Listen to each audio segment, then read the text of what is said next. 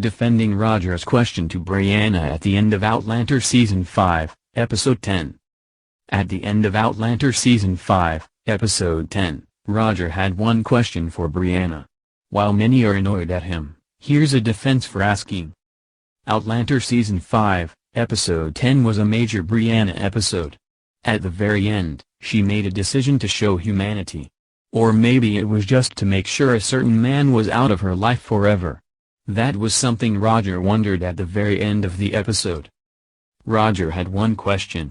Were Brianna's actions out of mercy or just to make sure Stephen Bonnet was dead?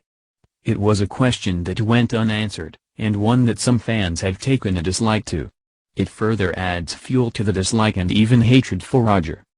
I admit that I just don't understand the hatred for Roger. He and Brianna are the two characters that I connect to the most. Roger most definitely. He's a man of his time stuck in the past, a time that he doesn't really want to be in. He's chosen to be there for Bree and Jemmy, but that doesn't mean he has to be completely happy about it. At the same time, he's a scholar. This is where the defense comes in. Roger's question was one to try to understand his wife. From an academic point of view, he was curious. As a husband, he wanted to know if Brianna had developed some sort of feelings for her rapist and abductor. He wouldn't have known it at the time, as the phrase wasn't developed until after a bank robbery in 1973, but he would have wondered if Bree had a form of Stockholm Syndrome. When you look at him as an academic, it's easier to understand his question. He feared for Brianna, for their life together, and for Bree's recovery after this. Maybe knowing the answer would help her move forward after it all. What I did love about Roger is that when he didn't get an answer, he didn't push it. He knew that the conversation was going nowhere. Just the look on her face told him never to ask that question again. The question was also for the sake of the viewers.